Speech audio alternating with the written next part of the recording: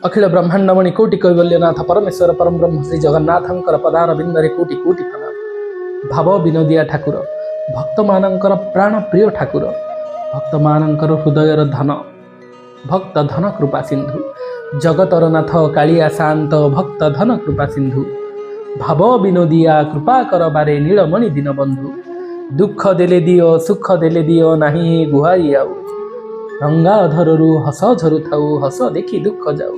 प्रभु आपणकर रंगा अधरु जो हस झरुची से हस देखिले दुख चली जाए। मनीषटे केते भाबिकी जाइए गोटे भक्त गोटे दीन निजर दुख अवस्था को जनइबा पई आपणक पाखक जाइए आपण सेठी मध्य ताकू माया कर दियंती निजर माया रे प्रभु एमिति रंगई दियंती से भक्तटे निजर दुख आउ कहबो कोन देखिला मात्रे चका आखि को दुख तार भूली जाए।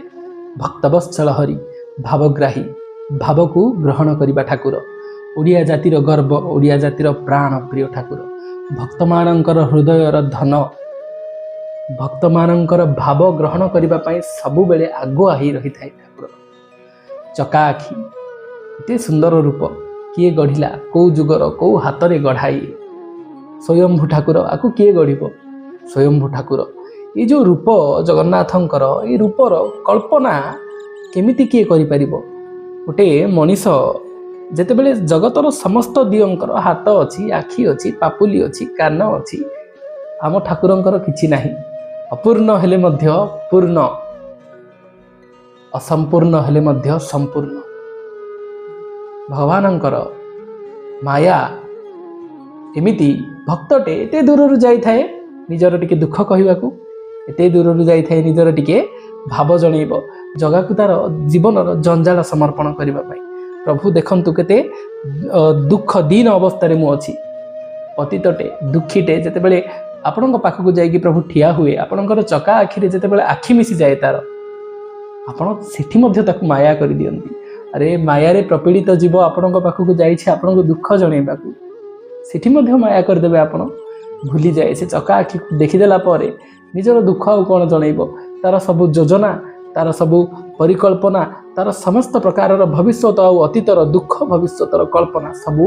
आपणक चखा आखिरे प्रभु समाहित हो जाए। ए बड़ बड़ आखि विशालकाय आपणकर आखिर विशालता हुए तो यही दुख गुड़ी को समर्पण भाव में ग्रहण करने जेतेबेले सी कहबा आगु भूली जीव सेतिपई भक्तटे निजर दुख जनइबा को आसी आ सी चका आखि को देखिकी भूली जाइए निज दुख से कहूँ प्रभु आपण ये जो भक्त मानकर वेदना शुणी शुणी दुख शुणी शुणी आपण निजे दुखी हो जाती आपण को मु दुख मु जनइबी तो भूली गली जनइबी कौन आपण एमती हसु था आपणकर रंगा अधरु हस झरु था सेतिकी आमर देखिबा योग्य प्रभु आपण मुह सुखांतुनी कौन कहूँ भक्तटे बखाणी बोली आसी धाई मो दुख वेदना सबू भाभी तते समर्पी मोर जीवन रफास सबू देखिली जेबे मु गरुड़ पछरे चका चका आखि दुई व्यथित दिशिला चंद्र मुख तोर भगतंक पीड़ा सही तो हस पछरे थिलारे कालिया किछि तो कुहा कथा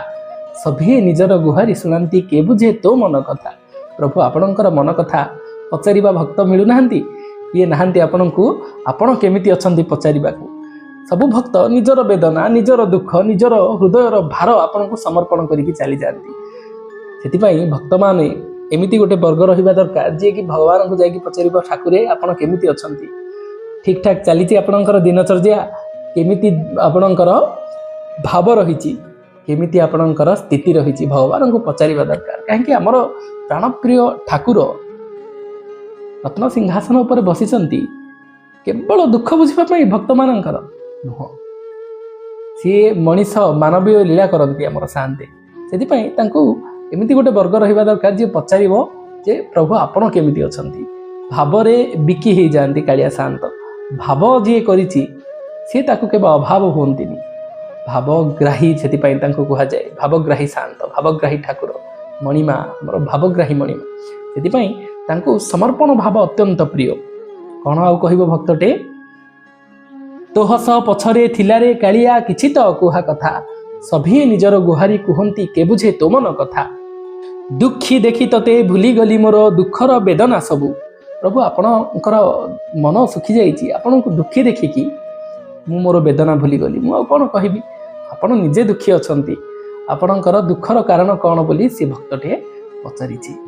ତୋ ମୁହଁ ଶୁଖିଲେ ଜଗତ ଠାକୁର ତୁଜେ କାହାକୁ କହିବୁ। ସମସ୍ତେ ନିଜର ଗୁହାରି ଶୁଣେଇ ଦିଅନ୍ତି ଭଗବାନଙ୍କୁ, ତାଙ୍କ ମୁହଁ ଶୁଖିଲେ ସିଏ କାହାକୁ କହିବେ।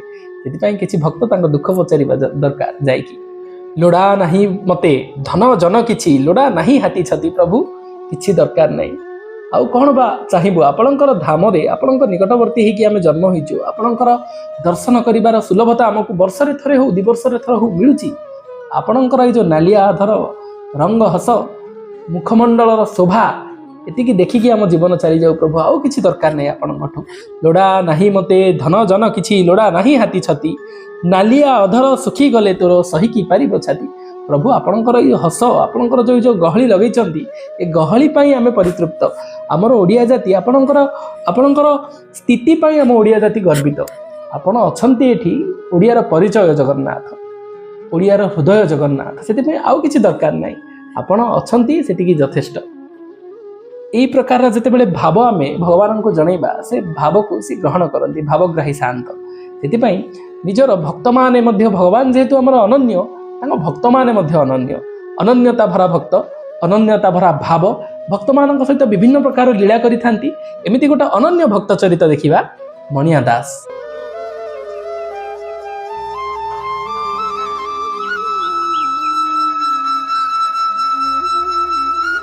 ଭଗବାନଙ୍କର ଯେତେବେଳେ ଭକ୍ତି ଆରମ୍ଭ ହୋଇଥାଏ, ଜୀବନରେ ଯେତେବେଳେ ଜଗନ୍ନାଥ ପ୍ରେମ ଉତ୍ପନ୍ନ ହୁଏ, ସେତେବେଳେ ମଣିଷ ଜଗାକୁ ଯାଇକି ନିଜର ସବୁ ଭଲ ମନ୍ଦ ଜଣେଇଥାଏ ଆଉ ମଙ୍ଗଳ କାମନା କରିଥାଏ। କିନ୍ତୁ ଆମ ସାନ୍ତ କେବେକାର କର୍ମ ଫଳରେ ହସ୍ତକ୍ଷେପ କରନ୍ତିନି।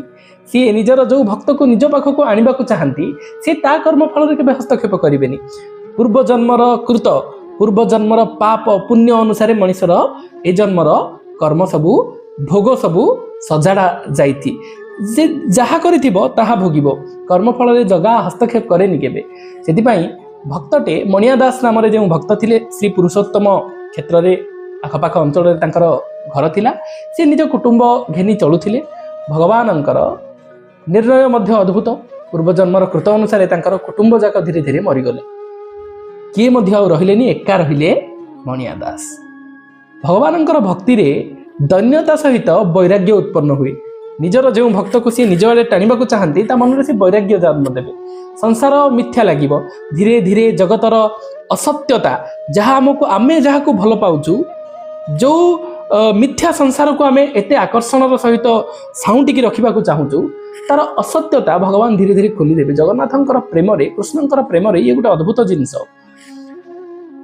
ଅପ୍ରୀତିକର ଅସତ୍ୟ କେବେ ତମ ଆଗରେ ଭାସମାନ ହୋଇକି ରହିବନି। ଧୀରେ ଧୀରେ ସବୁ ଜଳଜଳ ହୋଇକି ଦେଖାଯିବ, କିଏ ସତ୍ୟ କିଏ ଅସତ୍ୟ, ସବୁ ଚିଠା ଖୋଲିଦେବେ ଭଗବାନ ତମ ଆଗରେ। ଧୀରେ ଧୀରେ ଯେଉଁ ବ୍ୟକ୍ତିମାନଙ୍କ ପାଇଁ ତମେ ନିଶ୍ଚାପର ହେବାକୁ ଚେଷ୍ଟା କରୁଥିଲ, ସେଇ ବ୍ୟକ୍ତିମାନେ ତମ ଆଗରେ ପର୍ଦା ଫାସ୍ ହେଇଯିବ। ତାଙ୍କର ବେଶୀ ଦିନ ଆଉ ଚାଲିବନି ଖେଳ। ସେଥିପାଇଁ ଜଗା ଆମର ଜୀବନର ବାସ୍ତବିକତା ବୁଝେଇ ଦିଏ। ଭକ୍ତମାନେ ଡରିଯାଆନ୍ତି, କହନ୍ତି ଜଗା ବେଶୀ ପରୀକ୍ଷା କରେ, କୃଷ୍ଣ ବେଶୀ ପରୀକ୍ଷା କରନ୍ତି। ଆରେ ପରୀକ୍ଷା ନୁହଁ, ସିଏ ବାସ୍ତବତା ଜଣେଇଦେବେ। ଆମର ସହ୍ୟ କରିବା ଶକ୍ତି ନଥାଏ। ଆମେ ଚାହିଁଥାଉ ଯେ ଆମେ ଯାହାକୁ ଭଲ ପାଉଛୁ, ସେ ବ୍ୟକ୍ତି ଆମକୁ ରିଟର୍ନରେ ଭଲ ପାଉ, କିନ୍ତୁ ବାସ୍ତବିକତା କ'ଣ ଜଗନ୍ନାଥ ଦେଖେଇ ଦିଅନ୍ତି, କିଏ ନିଜର ନାହିଁ।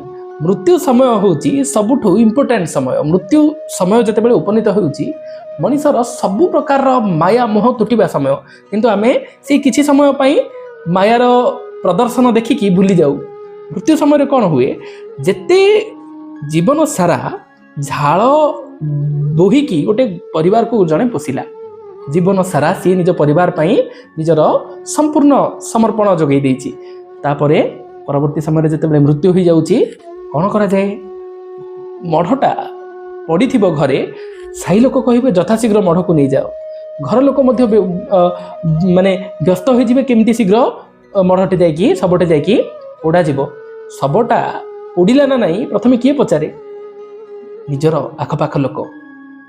ସରିଲା ସବୁ କାମ ବୋଲି ଶୀଘ୍ର ପଚାରିବେ। ତାର ଅର୍ଥ, ଯେଉଁ ବ୍ୟକ୍ତି ଜୀବନ ସାରା ସମ୍ବନ୍ଧ ନିର୍ବାହ କରିଥିଲା, ସେ ବ୍ୟକ୍ତିର କିଛି ସମୟ ଭିତରେ ସିଏ ଗୋଟେ ବୋଝ ହୋଇଯାଏ ଘର ପ୍ରତି। କିପରି ସବୁ ଶୀଘ୍ର କାମ ସରିବ, କିପରି ସବୁ ଦଶାହା କାର୍ଯ୍ୟ, 10 ଦିନର ଯେଉଁ କାର୍ଯ୍ୟକ୍ରମ ରହିଛି, 11 ଦିନର ଯେଉଁ କାର୍ଯ୍ୟକ୍ରମ ରହିଛି, କେମିତି ଶୀଘ୍ର ଶୀଘ୍ର ସରିବ। ଆଉ ଯିଏ ପ୍ରିୟ ବ୍ୟକ୍ତି ନିଜର, ସିଏ ନିଜର ପିଣ୍ଡକୁ, କନେକ୍ସନକୁ କାଟିଦିଏ।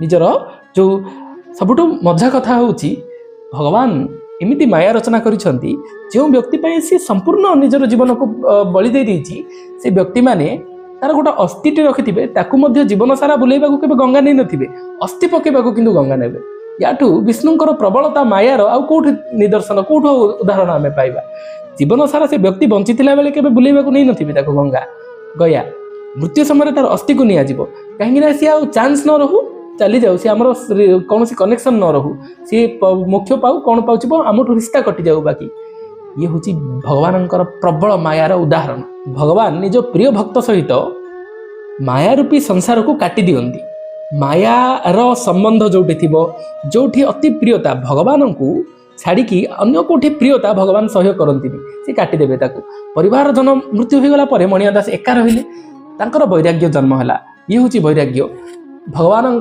प्रियता कमिबा बदल में बढ़ीगला आमर संसारिक लोक होते जिते दुख कष्ट आसो आम भगवान प्रियता कमे दौ आमको लगे भगवान आमर कथा शुणुना भगवान आमर कार्य करूना भगवान को आम एमती भावुँ जमी सी पैसा निया गोटे मूलिया मिस्त्री आमर पैसा नौ कम करके जी अरे तुम दीप जी सूर्य तैयारी करी तुम दीप को चाहिए जी 49 पवन सृष्टिकर्ता ताको तुम कौन केमी तोषिब कुह तार तोषिबार बाट ना तार तभी तुम भाव करुच संपर्क स्थापन ता सहित करुच से यथेष्ट से सी बिक्री हो जाए आम कौन प्रकार दान धर्म पुण्य करके तोषिबा ये कलिजुगर मनीष पाखे संभव ना अन्य जुगरे तो सेमती ब्रह्मा को 10,000 वर्ष तपस्या करने को पड़ूला से भगवान निजर वैराग्य जन्मेवाई निजर भक्त पाखरे तार सांसारिक बंधन को काटि दियंती केवल एकमात्र भरोसा रही आपण तुमको छाड़िले आउ किए नाही थकी गली जगा जीवन युद्ध रे प्रयास मु करी करी थकी जाए मनीषटे आउ ता पाखरे सामर्थ्य रहेनी सेतिपई कौन हम मणिया दास वैराग्य उत्पन्न है से सांगे सांगे निजर संपूर्ण साधु वेश कौपुनी डोर खंडे पिंधिले निजर द्वादश तिलक धारण कले तुलसी कंठी भगवान पतित पावन पाखरे जाइकी लोटी हो जाउछंती दुखरे आनंदर अश्रु दुखर अश्रु ये भगवान भक्तिर गोटे चमत्कार आनंदर भी अश्रु विरहर भी अश्रु संसारिक लोक केवल विरहर अश्रु थाए सेठी आनंद न थाए भगवान विरहर अश्रु आनंद आनंदर अश्रु आनंद थाए सी कहीं सी होचनी परमानंद पाखरे केबे आनंदर अभाव न थाए सेथिपई ये नाची नाची भगवान को सड़ई दीटा नड़ियार जो फाल रही सड़ई दीटा बजई बजई नाचिकी भगवान को तोष करती भजन गाती पतित पावन पाखरे किसी समय नाचिला पर सी निजर जगमोहन जगांकर गरुड़ पाखरे जाइकी नाचंती केमिति तांकर प्रतिदिन चली थाए हठात दिनकर कथा जेतेबेले विष्णु पुराण चली जगमोहन पाखरे श्रोता माने शुणुचंती पुराण अत्यंत प्रांजल भाव में पुराण पंडा बुझाउचंती सकाल समय ये नित्यदिनिया जमिति जानती सेमिति सड़ई बजई बजई जगांक पाखरे गाई गाई भजन निजर जगांकर रूप जगन्नाथंकर रूप केमिति ठाकुर अद्भुत ठाकुर जी बनई जो समय बनई तार कल्पना को मानिबा कथा कहीं स्वयंभू ठाकुर केमिति रूप भगवान आमर अरूप रूपटे हेचु कालिया बामन हाथीटे परी बामन हाथी भलिया रूप अरूप भगवान रूप गोटे सामान्य व्यक्ति जदि सेमती रहिबो आमे देखिबानी ताकू किंतु केमिति मोहित करंती भगवान भक्त माननकू ये अरूप हेले मध्य मोहित करिवार शक्ति रखिचंती अरूप रूपटे हेचु कालिया बामन हाथीटे परी सेही रूपरे की मोहनी अछि रे चित्त को नौचु हरि पद्म सम आखि पद्म सम डोला करत पदुम परी से रूप आगरे मूर्छित होती कोटि काम नुहे सरी कोटि कोटि कामदेव माने मूर्छित हो जाते आज्ञा भगवान रूप देखिले ये अद्भुत रूप किए गढ़ी कौ जुगरू गढ़ी किंतु ये रूप में मूर्छित हवा शक्ति अच्छी सामना वाला को मूर्छित कर दियंती आमर ठाकुर से आउ तो मणिया दास भक्तर हृदय सेमिति सी पागल परी नाचुंती भजन गाउंट कौन गाउंट जय तू त्रिपंड कालिया जय तू कालिंदी मूलिया नाना कुसुम माला जेते भला से शोभा दिशे तते तुलसी धंडा अप्रमिते कर चरण परिजंते हृदय परे पद्ममाला जही कमला करे लीला एमती अनेक प्रकार स्तुति करके सी निर्धूम भाव में भावप्रवण होइकी नाचुचंती डेउचंती सड़ई बजई बजई से भितरे पुराण पंडांकर टिके डिस्टर्बेंस हो जाए पुराण पंडा को ये आखपाखे डेउचंती पुराण चलती पुराण पंडा थरे दिथर अपेक्षा कले बंद जिते हेलानी पुराण पंडा रागी जाई କହୁଛନ୍ତି ଆରେ ପାଗଳ ମୂର୍ଖ ନେଇକି ପୁରାଣ ଚାଲିଛି ଗୋଟେ ସ୍ଥାନରେ ତୁ ଏମିତି ମନ ଇଚ୍ଛା ଡେଉଁଛୁ କ'ଣ? ଏ ପ୍ରକାର ସ୍ଥିତି ଗୋଟେ ପାଗଳ ହିଁ କରିପାରିବ, ଗୋଟେ ମୂର୍ଖ ହିଁ କରିପାରିବ। ବିଭିନ୍ନ ପ୍ରକାର କୁଶ୍ଚିତ ବାକ୍ୟରେ ସିଏ ମଣିଆ ଦାସଙ୍କୁ ଗାଳି କରିଛନ୍ତି। ତଥାପି ସେ ଭାବପ୍ରବଣ ଭାବ ଦେଶରେ ଯେତେବେଳେ ମଣିଷ ଚାଲିଯାଏ ସିଏ ସଂସାରକୁ ଆଉ ଦେଖେନି। ଭଗବାନଙ୍କର ପ୍ରେମରେ ବୁଡ଼ିଥିବା ଲୋକ ସଂସାର ଦୋଷୁଛି ଯଦି ସିଏ ପ୍ରେମ ତାର ଆହୁରି ସାକାର ହେଇନି। ଗୋପୀମାନେ ସୋସାଇଟି ସମାଜର ସ୍ଥିତି ଦେଖିନଥିଲେ। ଯେମିତି ଗୋପୀମାନଙ୍କର ସ୍ଥିତି ଥିଲା ସେ ହେଉଛି ପ୍ରେମର ଉଚ୍ଚତମ ସ୍ଥିତି, ପରମାତ୍ମାଙ୍କ ପାଇଁ ସେ ସମାଜ ଦେଖିନଥିଲେ। ସେଥିପାଇଁ ମଣିଆ ଦାସଙ୍କ ମନରେ ସମାଜରେ କିଏ କ'ଣ କହୁଛି, ପୁରାଣ ଫଣ୍ଡା କ'ଣ କହୁଛନ୍ତି, ସେ ସ୍ଥିତି ଜାଗ୍ରତ ହୋଇନଥିଲା। ସେ ଦେଖିନଥିଲେ ସେ ଭାବକୁ। ତାଙ୍କର ଭାବ ଲାଗିଥିଲା ଭାବଗ୍ରାହୀଙ୍କ ସହିତ। ସେଥିପାଇଁ ସେ ଭାବଗ୍ରାହୀଙ୍କର ଭାବରେ ବୁଡ଼ି ଯାଇଥିଲେ, ନାଚ ବନ୍ଦ କରିନଥିଲେ। ଯାହାଦ୍ୱାରା ପୁରାଣ ଶୁଣୁଥିବା ଶ୍ରୋତାମାନେ ମଧ୍ୟ ତାଙ୍କ ଉପରେ ରାଗି ଯାଇକି ମାଡ଼ର ଅଭାବ ରହିଛି ବୋଲି ମଧ୍ୟ କହିଥିଲେ। ବିଭିନ୍ନ ପ୍ରକାର କୁଶ୍ଚିତ ବାକ୍ୟ କରି ତାଙ୍କୁ ବାଡ଼େଇବୁ ବୋଲି ମଧ୍ୟ କହିଥିଲେ। ଏ ପ୍ରକାର ସ୍ଥିତିରେ ଯେତେବେଳେ ମାଡ଼ ପର୍ଯ୍ୟନ୍ତ କଥା ଆସିଛି, ଅଭିମାନ ମଧ୍ୟ ସହନ୍ତି ଭଗବାନ। ଆମର ଭକ୍ତର ଅଭିମାନକୁ ମଧ୍ୟ ସେ ସହେ। ସେଥିପାଇଁ ସବୁ ସହିପାରେ ସିଏ, କେବଳ ଅହଙ୍କାର ଛାଡ଼ିକି। ଅହଙ୍କାରକୁ ସେ ସହେନି କେବେ କାହାର। ସେଥିପାଇଁ ଭଗବାନ କ'ଣ କଲେ ନା, ଇଏ ମଣିଆ ଦାସ ହଠାତ୍ ତାଙ୍କର ଭାବର ବ୍ୟତିରେକ ଭାଙ୍ଗି ଯାଇଛି। ପଣ୍ଡାଙ୍କର କଥା ଯେତେବେଳେ ଶୁଣିଛନ୍ତି ସିଏ ଭଗବାନ ଉପରେ ଅଭିମାନ କରିଛନ୍ତି। ଆରେ ତୋ ଆଗରେ କେବଳ ପୁରାଣ ପଣ୍ଡାର ତ ସ୍ଥାନ ନୁହଁ, ତ ଏ ଯେଉଁ ଭକ୍ତଙ୍କ ପାଇଁ ଏ ସ୍ଥାନ। ମୁଁ ମୋର ଭାବ କନେକ୍ସନ୍ କଲାବେଳେ ଏମାନେ ମୋତେ ଗାଳି କରୁଛନ୍ତି, ଧିକ୍ ମୋର ଆଉ ମୁଁ ଆସିବି ନାହିଁ, ତୋ ଆଗରେ ଗାଇବି ନାହିଁ, ତୁ ଏମିତି ତୁନି ପଡ଼ିକି ଦେଖୁଛୁ କେମିତି ବୋଲି କହିକି ସଢ଼େଇ ଦୁଇଟାକୁ ଫୋପାଡ଼ି ଦେଇଛନ୍ତି ଜଗମୋହନ ଆଡ଼େ, ଯେଉଁଠିକି ଜଗନ୍ନାଥ ବସିଛନ୍ତି। ସିଆଡ଼କୁ ଫିଙ୍ଗି ଦେଇଛନ୍ତି। ରାଗ କ୍ରୋଧ ଜର୍ଜରିତ ହେଇକି ସେ ଆସିକି ଆଉ ଖାଇନାହାନ୍ତି। ସେଦିନ ସନ୍ଧ୍ୟାବେଳେ ମଧ୍ୟ ଆସିଲେନି, ଦିନରେ ବି ଖାଇନଥିଲେ, ରାତିରେ ବି ଖାଇନାହାନ୍ତି, ଶୋଇପଡ଼ିଛନ୍ତି। ଜଗନ୍ନାଥ ନିଜ ଭକ୍ତର ବେଦନା କେବେ ସହନ୍ତି ନାହିଁ। ସେ ନିଜ କର୍ମଫଳରେ ହସ୍ତକ୍ଷେପ କରିବେନି, କିନ୍ତୁ ସିଏ ସାକ୍ଷୀ ରୂପରେ ସବୁ କଥାରେ ରହିବେ। ଭକ୍ତର ଅପମାନ ଯେତେବେଳେ ହେଇଛି, ଭକ୍ତର ଅଭିମାନ ଯେତେବେଳେ ଭଗବାନ ପାଖକୁ ପହଞ୍ଚିଛି ଯାଇକି, ଯେତେବେଳେ ରତ୍ନ ସିଂହାସନରେ ସନ୍ଧ୍ୟା ସମୟ ହୋଇଛି, ଆସିନାହାନ୍ତି ସିଏ, ଖାଁ ଖାଁ ହେଇଯାଇଛି ସେଦିନ ବଡ଼ ଦେଉଳ।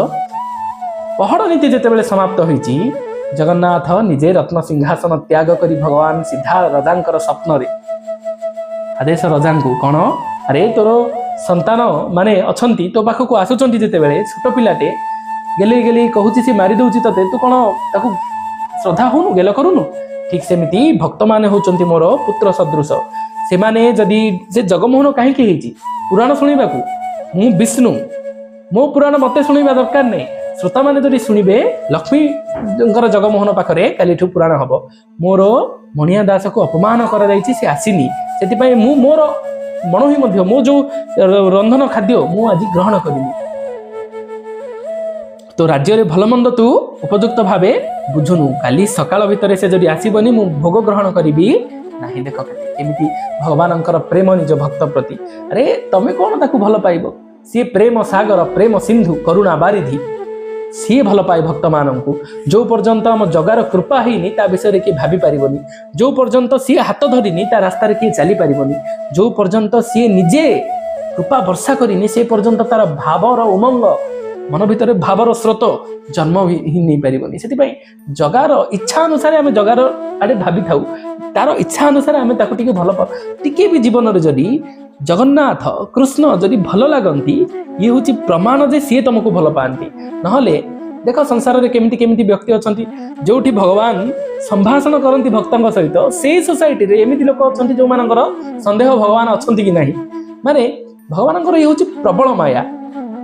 ସେଥିପାଇଁ ସମସ୍ତେ ବଦଳି ପାରିବେନି, ସମସ୍ତେ ଭଗବାନଙ୍କର ଭକ୍ତ ବି ହେଇପାରିବେନି। ଯେଉଁ ଭକ୍ତ ମାନେ ଭଗବାନଙ୍କ ସହିତ ସମ୍ପର୍କ ବାନ୍ଧନ୍ତି, ସିଏ ଜାଣିଛନ୍ତି ଭକ୍ତମାନେ ସିଏ କିଏ, ଭଗବାନ ଜାଣିଛନ୍ତି ଭକ୍ତର ଇମ୍ପୋର୍ଟାନ୍ସ କ'ଣ ମୋ ପାଇଁ। ସେଥିପାଇଁ ରଜାଙ୍କର ସ୍ୱପ୍ନରେ ଆସିକି ସାଙ୍ଗେ ସାଙ୍ଗେ ଆଦେଶ ଦେଇଛନ୍ତି ଯେ ଯଥାଶୀଘ୍ର ତାକୁ ସକାଳ ପାହିଲା ଭିତରେ ସମସ୍ତେ ଜାଣିଲା ଭଳିଆ ପାଟ ପଟୁଆର କରିକି ମୋର ଭକ୍ତକୁ ୱେଲକମ୍ କରାଯିବ।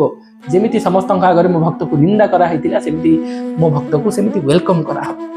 ଜଗନ୍ନାଥଙ୍କର ଆଶ୍ଚର୍ଯ୍ୟ ରୂପରେ ରାଜାଙ୍କର ନିଦ ଭାଙ୍ଗି ଯାଇଛି। ସେ ସମୟରେ ସିଏ ଆଉ ରହିଛନ୍ତି, ମନ୍ତ୍ରୀକୁ ଡାକିକି ସାଙ୍ଗେ ସାଙ୍ଗେ ଘୋଡ଼ା ବାହାର କରିକି ମଣିଆ ଦାସଙ୍କର କୁଟୀର ଆଡ଼େ ଯିବା ପାଇଁ ରେଡ଼ି ହେଇଛନ୍ତି। ସେହି ସମୟରେ ଭଗବାନ मणिया दासर स्वप्न प्रकट होती चतुर्भुजा रूप जगन्नाथ को दर्शन कर मणिया दास। अरे बाबू तू खाइनु शोचु निश्चय शीघ्र उठिकी तू खाई जाए कहीं तू खाइनु बोली मु खाइनी मोर भक्तर भोकरे शोची मोर गोटे भक्त मुझे मोर मन ही करी मुझे खाइबी से तू खा तोर ख्याति केमिति हम सका तू मोर लीला बुझीपारू बोली कही अंतर्ध्यान मणिया दास आनंदर सहित भगवान दर्शन भगवान आउ अच्छी से स्वप्नर दिव्यता भगवान जिते स्वप्न दर्शन दिखती से स्वप्न दिव्यता अद्भुत सी आनंदर सहित राति समय ही आनंदर सहित उठिकी नाच गीत करिसंती। परवर्ती समय सकाळ जेतेबेले हिची राजा दुआर निकटरे उभा परदिन ठारू आंकु पाछोटिकी नहीं मंदिर भीतर को तापरठू प्रतिदिन पुराण पंडा पढ़िले पुराण लक्ष्मी मंदिर पाखरे लक्ष्मींकर जगमोहन पाखरे आउ मणिया दास ठीक सेमिति प्रतिदिन परी नाच गीत करिकी निजर भाव जनइले भगवान को से भावग्राही ठाकुर ताकू भावरे किणी हबो आउ किछि ताकू जोगा जाई परिबो नाही। आउ एक भक्त चरित विषय देखिबा आगामी अध्याय।